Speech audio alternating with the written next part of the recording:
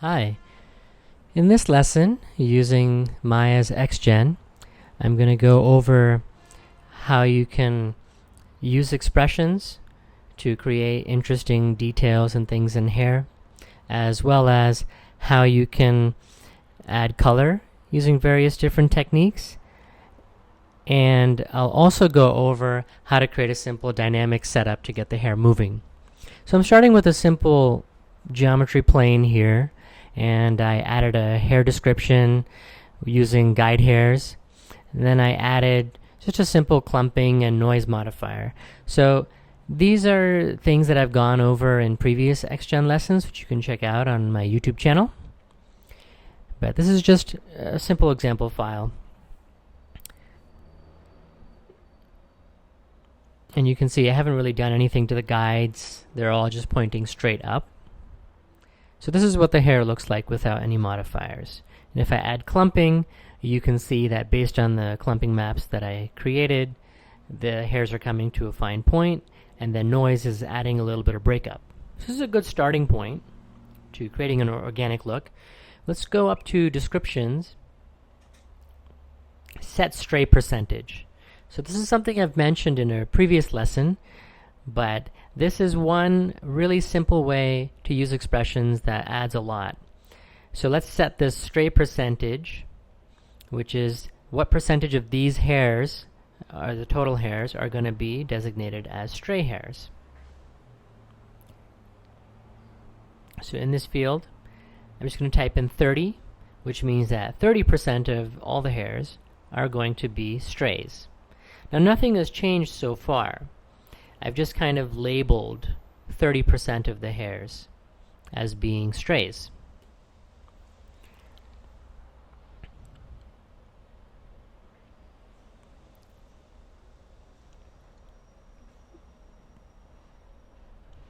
So let's turn off the noise modifier and just go to clumping. So for clump effect, right now it's set to 1, meaning that all the hairs clump 100%. So if I change that to 0.1, you can see that the effect is much more subtle, where the hairs are just kind of pointing just slightly towards the clump hair.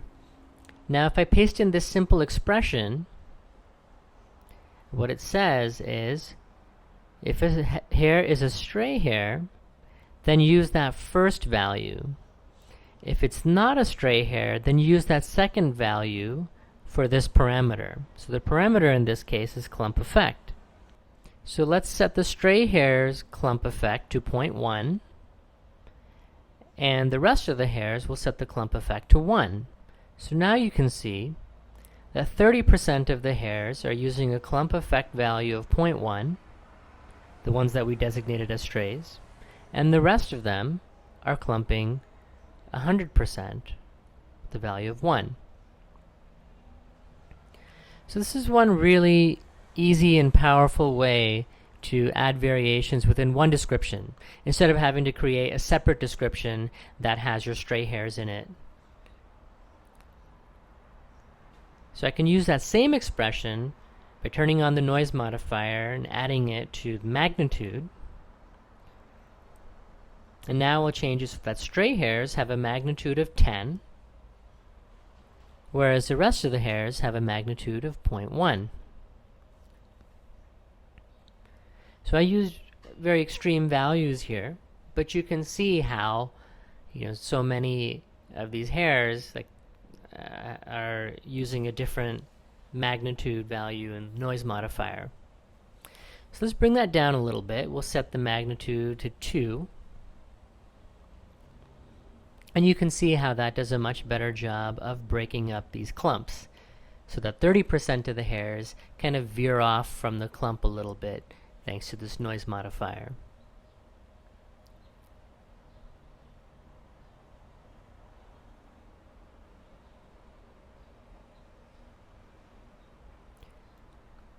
Now if we go to preview output,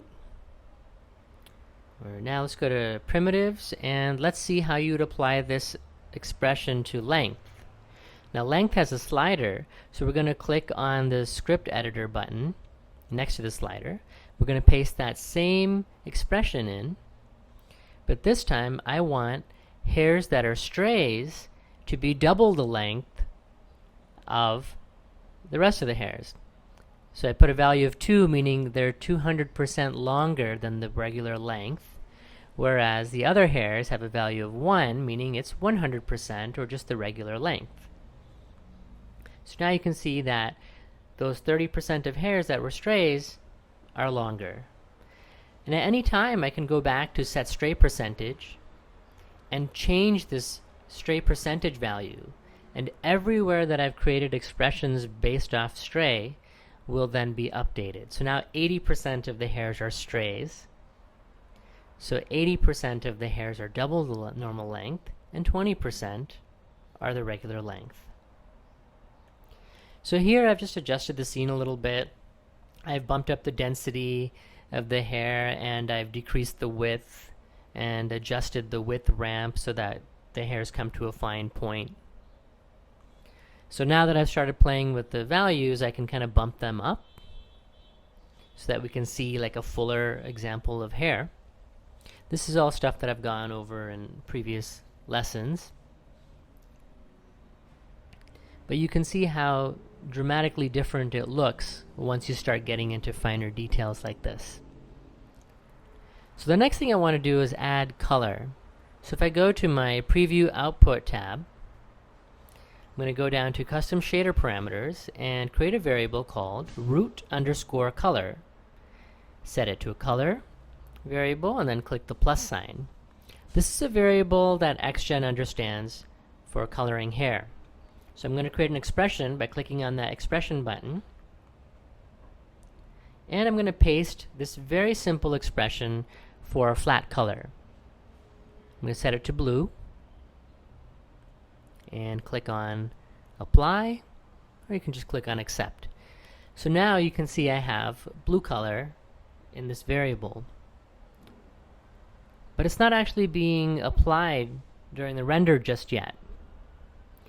So now we're going to change the output settings and point to Arnold Renderer as our renderer so that we can get all these additional Arnold parameters in here. So whichever renderer you're using, set it to that. In this case, we click on Apply Hair Shader under Arnold Settings, and it creates a hair shader for the hair.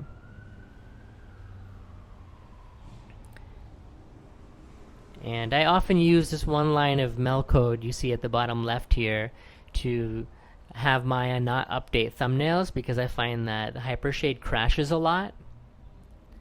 In fact, it crashed many times while I was trying to make this tutorial. So now I've opened the Hypershade, and you can see the material that was created by that button by clicking Apply Hair Shader. So here you'll see the hair physical shader that Arnold created after we click that button.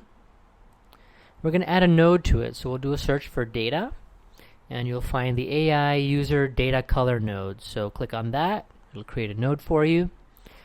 In the color attribute name, we're going to write the variable name root_color. So that tells it to take that variable value and plug it in here. And we'll plug in this node. You can plug it into ambient color, and you can plug it into root color and tip color. If you have a separate tip color variable, you can create a second AI user data color node and plug that into tip color. I'm going to create a directional light.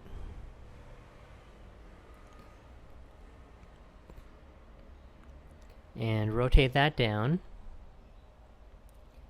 so that when I render, I'll be able to see the hair. And I'm just going to bump up the intensity a bit. And then let's render it.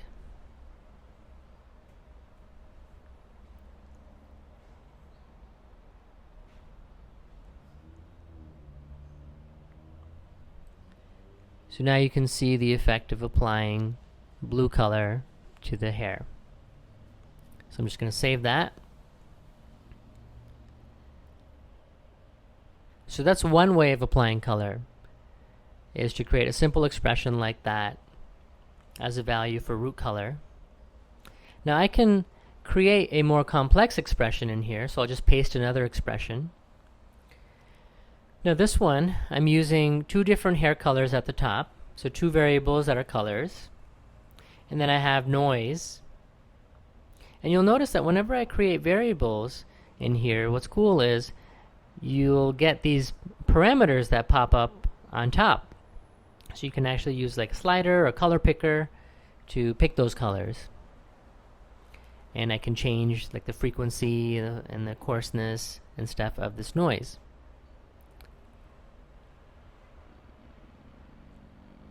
Now once I've applied that, now that root color is using this expression with noise to mix between these two colors. So you can create very complex expressions to define your color, or really any other parameter pretty much in here. Now I'm going to create a map. So I clicked on Create Map. I upped the resolution to 45. So I'm going to show you this additional way of creating color for Xgen hair. So I'm just going to use the 3D Paint tool and pick a color. So at first when I try painting, nothing happens. So then if I click on the Save button next to the map and then click on the paintbrush again, it'll let me paint. This is something that often happens with Xgen. When you create a new map, I usually find I need to click on that little save icon and then click on the paintbrush in order to paint on the map. So now I'm just using my paint tools to paint a few different colors on this map.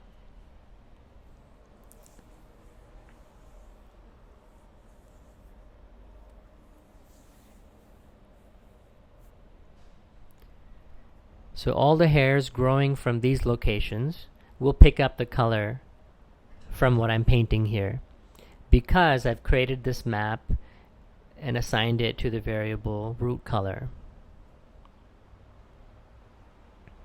So render that again. And so because our shader is picking up on this variable for the color, it automatically updates. And you can certainly create more complex expressions. Here there's an expression library, and there are all kinds of different expressions in here. So far, looking at them, I've found them to be useful to kind of look at different syntax for creating expressions, but I don't find that they're really fine-tuned expressions that are ready to use just as they are.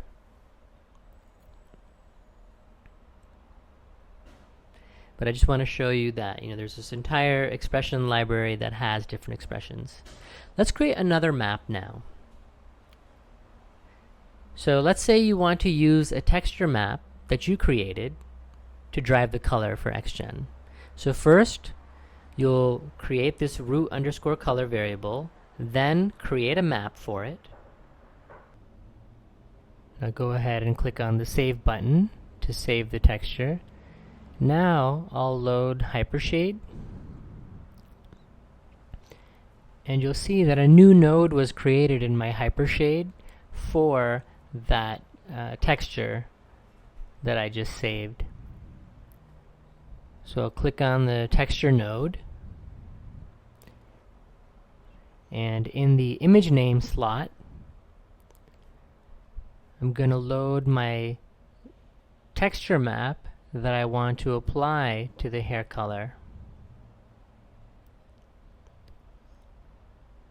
So I've loaded that into this node. Now I can minimize Hypershade, and all you have to do, so we'll double check it, it's in there, minimize, and in Xgen, next to that slot, just click on the Save button. What that did was converted that bitmap to a ptex texture, which is what Xgen uses. So that's how you can use any painted or photographic texture that you have in a bitmap file to color Xgen hair. So there you go.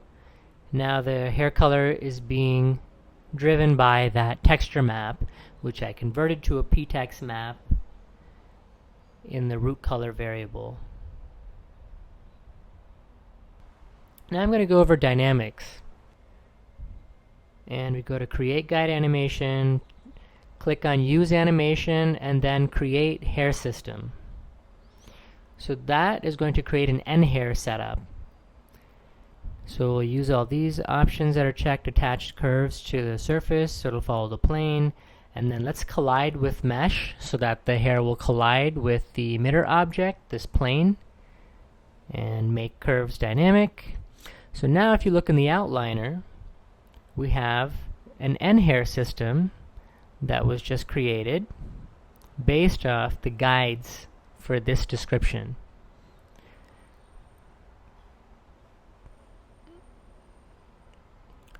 So if we click on the hair system and go to the attribute editor, go to stiffness scale, and we'll take the stiffness at the tip and bring that down, which will allow it to move. Now when I play back the simulation, you can see that the hair curves are moving. So I'm going to go ahead and hide the follicles. And now we're just looking at the output curves. And so with the top node of the output curve selected, I clicked on Attach Hair System. So now those output curves are driving the guide hairs. So when I play it back with the preview on, you can see that the Xgen hair is now being driven by my nHair simulation. So let's say we like it, like the movement, so we're going to export. So with the top node of the output curve selected, we'll do export selection as an alembic cache. And so if you look at the folder that it's pointing to, it's not pointing to our project folder anymore. This often happens with Xgen, I find. So I went to File Project window, and I see that it's no longer pointing to the correct project path. So now I'll click on Set Project under the File menu and set it back to the correct project location. This is very important and often the cause of a lot of problems when working with Xgen. Is when it's not able to find files, it's usually because the project has been directed to the wrong folder. So now when I export, it shows the correct path within my project folder for alembic caches. So I'll just name it, and it writes out a cache. And now I'll load that alembic cache into this cache file name slot. So now when I hit play, you'll see that it's being driven by this alembic cache.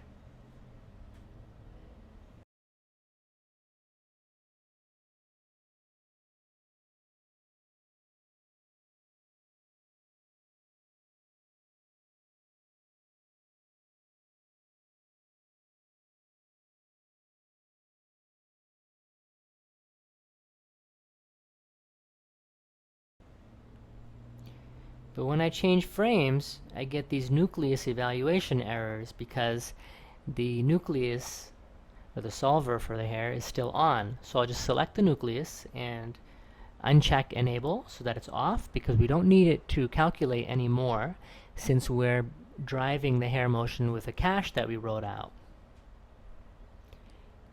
And now I'll just render a frame to show you that everything's working.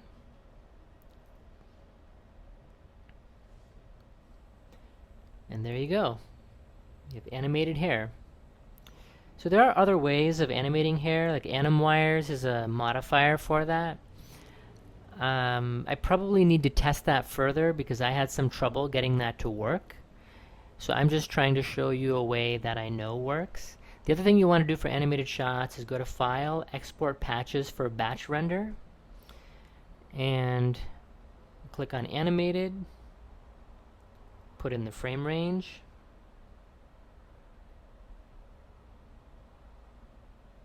and export file.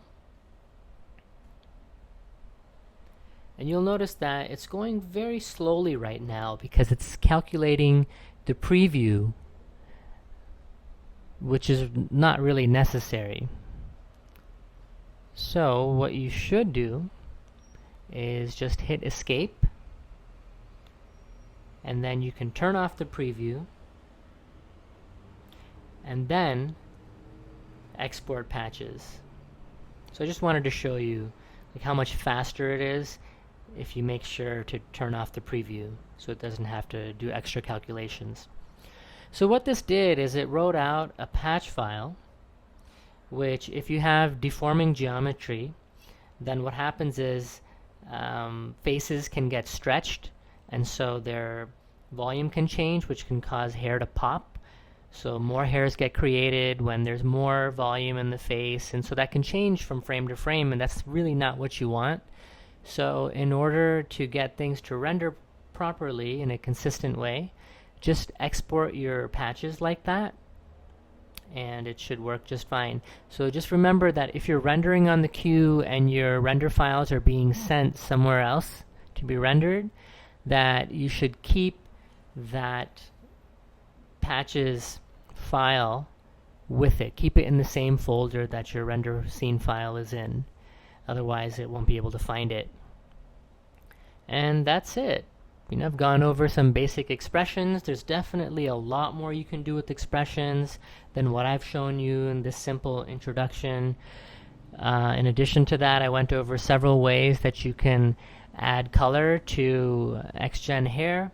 And remember, you can have all kinds of complex expressions where you're mixing fractal noise and things like that with your textures, painted textures and things like that.